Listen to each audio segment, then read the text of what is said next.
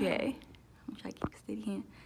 So how does it feel to be one of the 5 female head coaches in the Power 5 conference? Oh, it's a good feeling. So, I was the first one. And I started in this position in the Big Ten at Penn State in 2006. And, to be able to see it over the last 10, 12 years grow more and more opportunity for women has been really good. We're still short a few in the upper echelon of the position, but we have a lot more women in assistant coaching, associate head coaches, and that are just staying in the business longer than they used to stay in it. And I think that's, a significant impact of that is having role models and seeing people that have moved through the ranks and can move through the ranks and feel the success of that. So I feel really good about being one of the first in the, in this role. And there's at times that it's been a lot of pressure because if you're a first, you can't really mess it up, right? You want to keep it going for people in the future. And so it's been good to be successful along the way too. What inspired you and the other female head coaches to start the Power 5 Trailblazer Challenge meet? Oh, it was it was funny because it was literally a quick conversation. I think we were at an NCAA championships and Carol Smith at USC and myself and I believe Karen Dennis at Ohio State were all chit-chatting about things and Carol said, we should all have a meet. I said this to my husband, we should have a meet. And we were like, we really should. And so that led to just getting us all on a conference call one time and we created the concept and Carol offered to host it the first year, which everybody was excited because it was good weather out in California. And so it was started as just a great idea, and then we all took it and ran with it, and it's been really fun. How has Title IX played a role since you've been an athlete? Well, that's a great question. I graduated high school in 1984. The NCAA took women's athletics in 1982. So prior to that, women's athletics was a different association. It was the Intercollegiate Athletics Association for Women, the AIAW. And I didn't know anything about that. I was graduating high school. We were 2 years in the NCAA. And I really learned a lot about the history and the impact of Title IX in sport when I started in college sport. And I was fortunate enough to go to the University of Minnesota, which was a very separate athletic department. We had a men's department and women's department, and we really operated in 2 different realms. And the leadership that I saw in the women's athletics through my time there was amazing. And I learned quite a bit of history of how things changed when we became part of the NCAA. There was a lot of loss of women in coaching at that time, but there was a lot of gain to opportunity for women in sport at the time. So there was a loss in leaders and administrators and coaches, but a gain for the women athletes. And so I came in at a good time. It was the early stages and certainly not what women's athletics is now, but we were able to experience sport at a higher level than had been before. So I've seen the impact my entire career. I've seen it grow. I feel like men and women at every level of our sport are in pretty equal standing. But of course, we're still lacking in the leadership and the role models, and we'd always love to see that continue to grow. Okay. How has Title IX played a role now since you're head coach?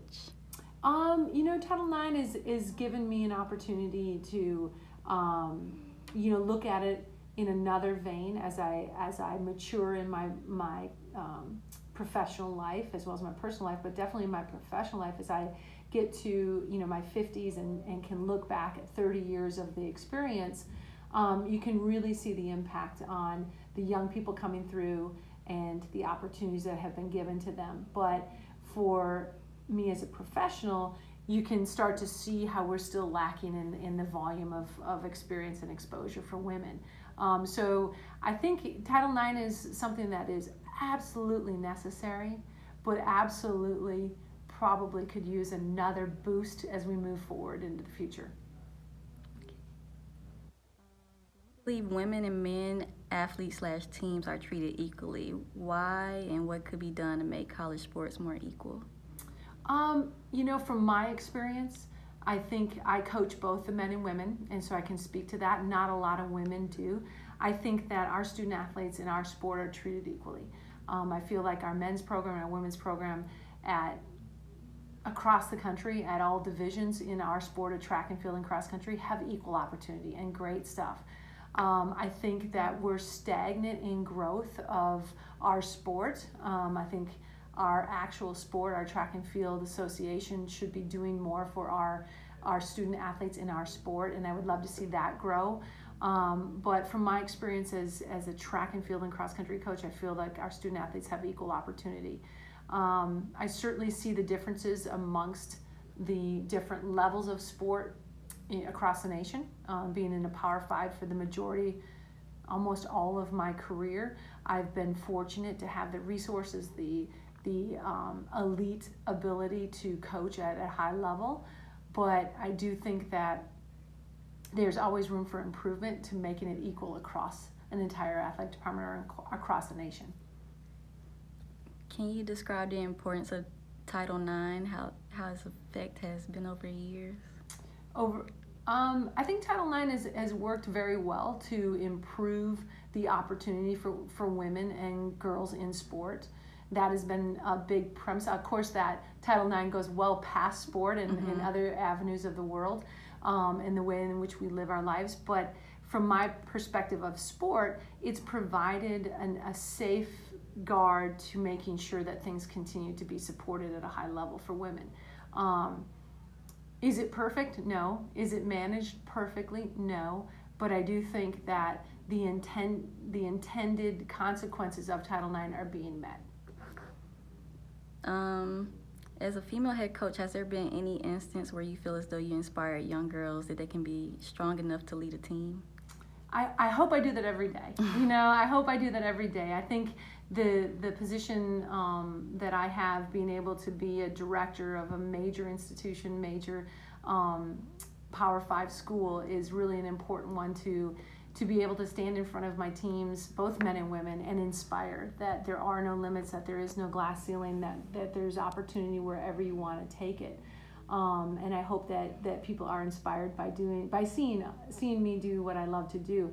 But this is the age group that I love too. I love you inherit someone, or you recruit someone to your program. Probably the best said is you recruit them into your program as an old adolescent, and they leave as a young adult. And during that 4 or 5 years of hands-on time with the young men and women that I work with, I hope my impact is felt, and oftentimes it's felt later, after they're done with their career, and they look back on the opportunities and the examples that myself, my staff, my program have set.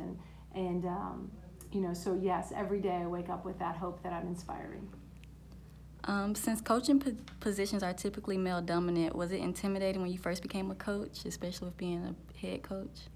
Yes. I grew up in the Midwest, and when I went through college, I ran for my coach, who's still one of my best friends, and I never ever saw a female coach in any sport.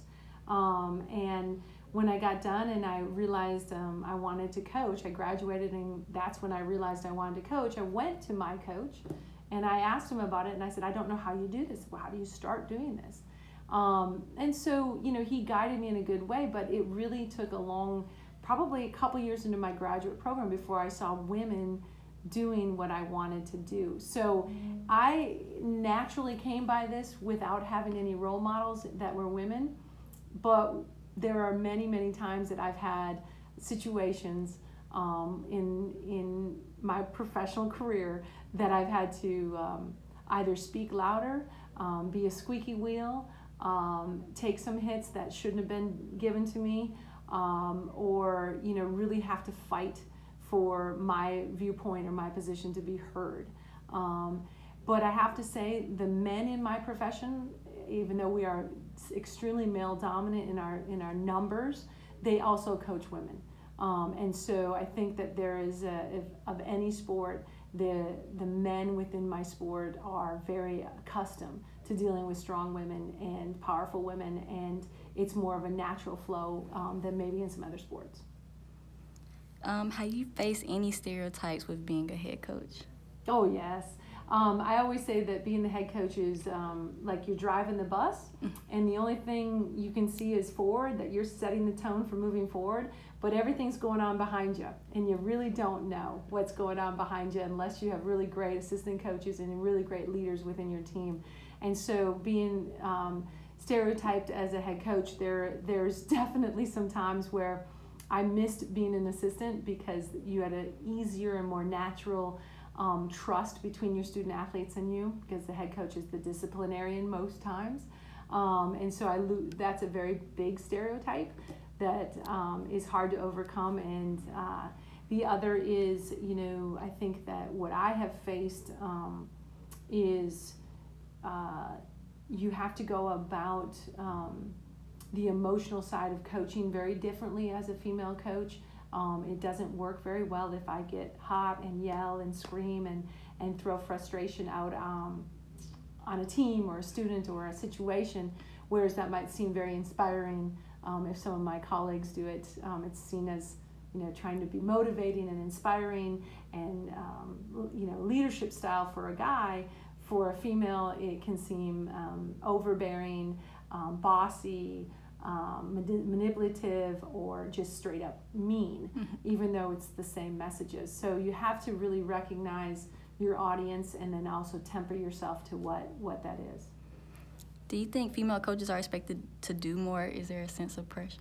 I think coaches themselves are a little bit different style of person, and every coach I've ever met has always pushed themselves to as far as they can go, and they want the moon. And so I don't think that there's many people, no matter what gender they are, that isn't that style. But for me in my profession, I have always felt that I have been very fortunate, and that I have to come through for the future of other young women to have opportunity too. So I've put that additional pressure on my shoulders, and I like it. But I also know that it's real. My measured success is a different measuring stick than some others.